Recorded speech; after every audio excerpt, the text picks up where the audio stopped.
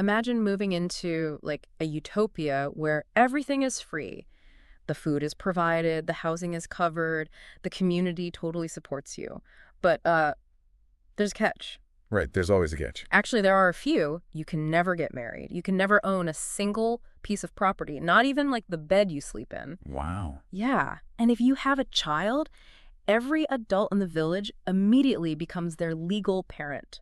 Oh, and the guy who actually wrote all these rules, he claims he isn't even in charge. I mean, it sounds like a thought experiment, right? Something that would just collapse under its own weight in about 5 minutes. Totally. A complete rejection of human instinct. Mm-hmm.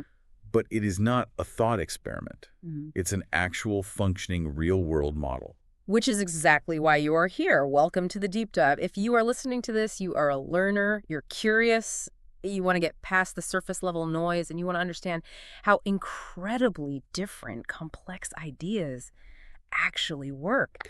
Today, our mission is to unpack a highly specific, totally fascinating document. It's titled Answering Claude's Questions, numerals X through XI, written by a figure named Shufeng, and it's dated October 30, 2025. Yeah, and this document is basically a philosophical and structural blueprint. It details the inner workings of an intentional community known as Lifechanyuan. Right. And its physical manifestation, which they refer to as the second home. The text is laid out as a Q&A, with Weifeng explaining the mechanics, the ideology, and the legal realities of how this group survives. Now, I need to set a firm baseline with you, the listener, right out of the gate. The lifestyle, the ideology, and the practices detailed in this document are radically different from mainstream society. Oh, absolutely. Very different. They hold some highly unconventional, intensely anti-traditional views on family, law, human nature, all of it. So I want to be crystal clear here. Yeah. In this deep dive, we are not endorsing, judging, or taking sides on any of these viewpoints. Right. We're not here to debate the ethics of this community. Exactly. Our only goal is to impartially unpack the original source material. We just want to give you the context so you can understand the mechanics of what's being proposed, exactly as the author intended. Yeah, just looking at the blueprint. Okay, let's unpack this. Yeah. Because if we want to understand how a community like this survives, we first have to figure out who is actually pulling the strings, and where this place even is. Well, that is the first major paradox Shufeng throws at the reader. If you ask, where is the second home, you inherently expect a geographic answer. Right, like a latitude and longitude. Or a compound in the woods somewhere. Exactly. But Shufeng defines it conceptually.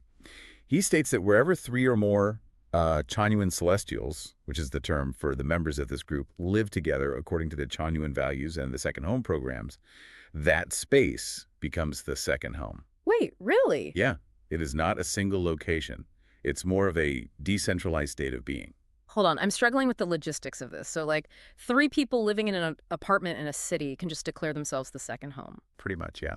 If it's just a conceptual state of being, how does Weifeng, as the founder, manage it? Does he just have a massive spreadsheet tracking all these scattered pockets of celestials? Well, no. He claims he has no spreadsheet at all. Really? None? None. He says Lifechanyuan is not an organization in any worldly sense. Right. He requires no reports from these groups, and he keeps no records whatsoever. That is wild. He explicitly states he does not know how many people are currently living in the second home. I was reading that section and trying to visualize how a leader could possibly operate that way without the whole thing just descending into total chaos. Right. It's like he sees himself as a philosophical GPS. A GPS doesn't care how many cars are on the road. It doesn't keep a ledger of who is driving where or punish you if you take a wrong turn. It just gives directions when you prompt it. That's a great analogy. Yeah. What's fascinating here is how Weifeng actively rejects the traditional concept of leadership. Right. Because in most intentional communities, the founder is the ultimate authority figure, right? The enforcer of the rules. Yeah, the one calling the shots. But Shufeng describes himself merely as a guide for life and for the soul. He operates on this philosophy he calls adapting with destiny. And what does that actually mean in practice? Because it sounds very poetic, but how does adapting with destiny run a community? So the members have to self-govern according to his roadmap.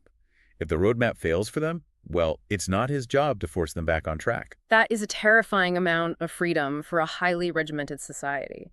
And it naturally makes you wonder, if the leadership is that hands-off, does this model actually work for real human beings long term? Yeah. And we aren't just guessing here, because the text reveals the actual retention numbers. Lifechanyuan has been public for over 20 years. The second home has existed for 17 years. Yet out of roughly 2,000 people who joined, Shufeng states only about 200 remain. Right. That is a 90% attrition rate. Here's where it gets really interesting. In any normal business or organization, a 90% drop-off would result in, like, a massive restructuring. The board would fire the CEO, they'd change the product. Oh, yeah. Panic mode. But Shufeng doesn't blame bad management, poor living conditions, or a flaw in his model. He places the blame squarely on human nature. He breaks down these mass departures into two main categories, actually, and both revolve around the intense friction between his ideals and normal human biology and psychology. Okay, what's the first one? The first category he points to is the strictness of the guide's roadmap. To be a Chanyuan celestial, you can't just, study the teachings on the weekend. It requires absolute alignment of speech and action. Right, it's a full-time commitment. Exactly. And the absolute hardest part of that roadmap is the prohibition of exclusive relationships. Yeah, this is the part of the text that I think most people will find completely jarring. It's not just that marriage and traditional families are forbidden. The text explicitly bans all exclusive emotional relationships.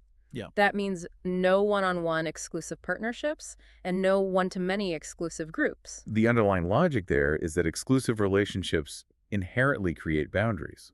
They create possessiveness, jealousy, and factions. I can see that. All right, so if you are trying to build a perfectly communal, boundaryless utopia, you cannot have a situation where someone says, this person is mine and they are more important to me than you are. But think about how exhausting that would be. Think about the one person you text when you have good news. Your best friend, your partner. Yeah, your go-to person. Humans are biologically wired to form favorites. We survive by forming exclusive emotional bonds. You're telling me I couldn't even have a best friend in the second home? Well, if that best friend dynamic became exclusive and created a boundary against the rest of the community, then yes, it would violate the roadmap. Man, that's intense. Shifeng acknowledges that the cultivation required to live this way is incredibly difficult. Many people genuinely wanted to achieve this utopia, but simply could not override their own psychological need for attachment, so they left. Which leads to his second category for why people leave, what he calls the counterforces of reaction.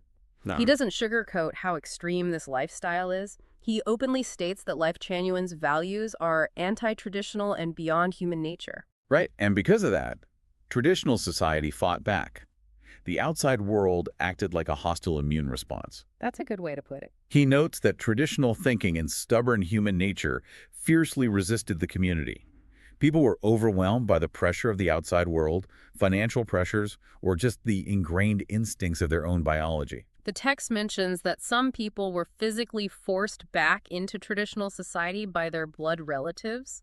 You can just picture concerned parents pulling their adult children out of the group. Yeah, definitely. Others were dismissed for erratic behavior or expelled for arrogance. So even though Shufeng says he isn't an authoritarian enforcer, the self-governing mechanism of the community clearly does eject people who disrupt the harmony. If we connect this to the bigger picture, Shufeng's interpretation of this 90% departure rate is really a masterclass in framing. To him, the fact that 2,000 people dwindled to 200 is not a failure of the blueprint. It is a failure of the raw material. The raw material being people. Exactly. He frames the departure as stubborn human nature failing to sublimate into celestial nature. Let's pause on that phrase, because sublimate into celestial nature sounds like dense philosophical jargon. What does that actually look like on a Tuesday afternoon in the second home? In practical terms, it means overriding your default biological settings. It means walking past someone you deeply love and treating them with the exact same emotional weight, the exact same open-handed kindness as a brand new member you just met an hour ago. Which sounds nearly impossible. Right. Celestial nature, in this text, is the complete absence of selfishness, possession, and boundary. And Shufeng is so confident in this that he predicts once the forces of traditional society subside, those who left unwillingly will naturally return. It is an uncompromising worldview, and this deep, inherent friction between human nature and celestial nature creates a massive collision with the ultimate symbol of traditional human society. Right. The law. Yes, the legal realities of the second home. When I was reading the document, I hit a quote that made me just stop in my tracks. Oh, I know the one. Shufeng writes, "The essence of Lifechanyuan's values is to disregard human law." Now, if you are looking at an isolated, highly unconventional community, the phrase disregard the law is a giant flashing red flag. Are they setting up a rogue state here? I mean, in a conventional context, declaring you disregard the law implies criminal intent. But the text immediately follows that shocking statement with a complex philosophical paradox. Okay. He says they disregard human law, but simultaneously, all Chanyuan Celestials are perfectly law-abiding citizens. Wait, I need you to explain that logic. How can you deliberately disregard the law but claim to be perfectly law-abiding? It comes down to his definition of what a law is. He argues that human laws exist for one singular purpose, and that's to restrain criminals. Laws are fences meant to keep bad actors from harming others. Okay, I follow that. The logic follows that if you possess a bright, kind, pure, and perfect heart, which is the requirement for a Chanyuan Celestial, you never harm people. You never harm society, life, or nature. So his argument is, if you aren't a bad actor, you simply don't need the fence. The law is irrelevant to you because your internal moral compass is already stricter than the law. Exactly. The text makes a really sharp critique of normal society here. Hmm. It argues that people who only refrain from wrongdoing because the law is watching them are always on the edge of crime. That's a fascinating way to look at it. Yeah, he's saying if the only reason you don't steal is because you're afraid of going to jail, you're essentially a thief who is currently deterred by the system. Yeah. Swefeng argues that Celestials don't need laws to tell them not to steal, because a pure heart fundamentally doesn't want to steal. But society needs laws for administration, too, not just to stop crime. We need laws to decide what side of the road to drive on or how to handle property disputes. If a conflict does arise between their practices and the local laws, how do they handle it? With absolute unwavering confidence. When Lifechanyuan's ideals clash with existing laws, Swefeng claims that it is the law that has fallen behind. Yeah, he frames any legal tension as a clash between the old civilization and the new civilization. To them, the law is just an outdated operating system trying to run on futuristic hardware. And you can see this exact same rejection of traditional boundaries when the text moves to the concept of ownership. Just as they reject legal boundaries and emotional boundaries, they completely reject physical ones. Right. The financial model of the second home is summarized in a single distinct phrase: owning nothing, possessing everything. Wow. In this community, there is no inheritance. Inheritance rights do not exist because there is literally nothing to pass down. Everything in the second home belongs neither to any individual nor to any group. The text states it all belongs to the greatest creator. Right. So an individual member has zero personal equity. You own no real estate, no vehicle, no bank account. But on the flip side of that equation, every individual has totally free access to whatever the home provides. Think about the one thing you own right now that you feel fiercely protective of.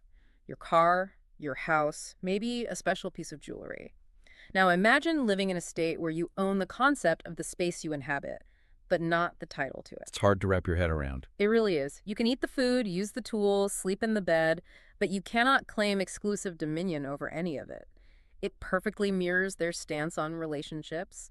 No exclusive ownership of things, no exclusive ownership of people. It's a total dismantling of the ego's desire to possess. But this brings us to the most extreme tension point in the entire document. It is one thing to say that a consenting adult can consciously choose to suppress their human nature, give up their bank account, and walk away from exclusive romantic relationships. But children don't make that choice. They are born into it. So what does this all mean? How does this anti-traditional, boundaryless philosophy apply to the incredibly messy, highly regulated world of child rearing and family law? This is where Suseng's dissolution of traditional structures reaches its absolute peak. In the second home, the nuclear family is completely erased. Just gone. Completely. The custody and care of children are handled by the entire home collectively. The document states this unequivocally: every adult woman is a mother to all the children, and every adult man is a father to all the children. It takes the old proverb, it takes a village to raise a child, and literalizes it to the absolute extreme. It does.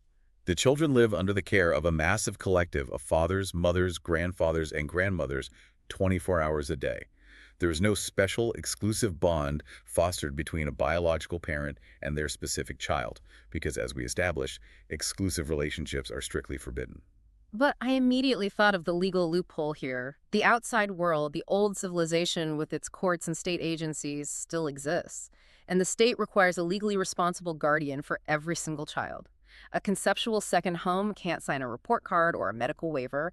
How do they handle worldly legal custody? Well, Feng has a very pragmatic structural workaround for this. To meet the worldly requirements of legal custody, the biological parents formally and legally transfer their guardianship to the home itself. Ah, okay. Yeah, they're essentially turning the community entity into the legal guardian.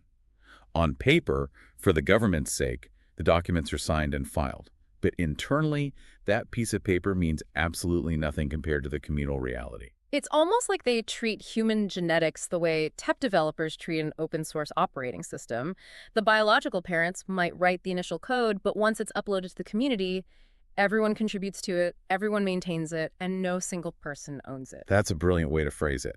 This raises an important question, though. What is the developmental outcome of an environment like this? By completely severing the biological exclusivity of parenting and replacing it with a diffuse network of caregivers, what kind of human being emerges? Feng is not ambiguous about his expectations.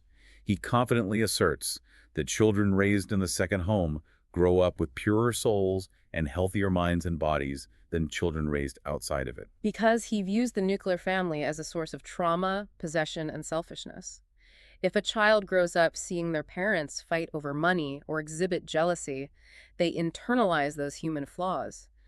By removing the nuclear family entirely, Feng believes he is removing the pathogens that infect the human soul. Exactly. It is a closed-loop system of human engineering. The goal is to produce a generation that never has to unlearn the selfishness of the traditional world. And this really ties everything we've unpacked today together. The lack of exclusive emotional relationships, the complete rejection of personal property, the casual disregard for traditional worldly laws, it all culminates in how they raise the next generation. It's all connected. A child with no single parent to cling to, no property to inherit, and no adherence to worldly laws, guided only by the internal compass of the Chanyuan values. The adult members who join this community struggle deeply. I mean, that 90% departure rate shows just how incredibly painful it is for a traditionally raised human to adapt to this system. The ultimate test of Feng's philosophy is whether the children, raised entirely within this system, bypass that pain entirely. And that brings us to the end of today's exploration. We've looked at the dizzying, often paradoxical world of Lifechanyuan and the second home as outlined in Feng's 2025 document. That's been quite a journey. It has. We explored a community with a founder who refuses to act as a leader, yet demands absolute, unwavering compliance to a strict ideological roadmap. We examined a group of people who fundamentally disregard human law while claiming to be perfectly lawful because their hearts are too pure for crime. Right. And we unpacked a societal model that completely eliminates the traditional family, exclusive love, and personal property in favor of a massive collective approach to human existence. It is a radical reimagining of the human experience. It forces us to ask whether the things we consider unchangeable human nature are just stubborn flaws that can, in fact, be designed out of a society. We want to thank you, as always, for joining us on this deep dive. It takes curiosity and mental flexibility to sit with concepts that challenge our most basic assumptions about how life has to be lived. But before we go, we want to leave you with a final thought to mull over, building on the profound social experiment we've just unpacked. I'm curious what you've got. We know that the adults who built this community are actively suppressing their own ingrained human instincts. They are consciously fighting their desire for exclusive love and personal property to achieve a celestial nature. But what happens when those children, the ones raised by the collective, who never had exclusive parents, who never owned a toy of their own, and who never made the conscious adult choice to leave the traditional world, what happens when they grow up? Does the celestial nature pass down automatically through the environment, creating the perfect citizens Feng envisions? Or is a clash with the outside world, and perhaps with their own innate human biology, entirely inevitable for that next generation? Something to think about as you navigate the structures of your own world. Until next time, keep learning. Farewell.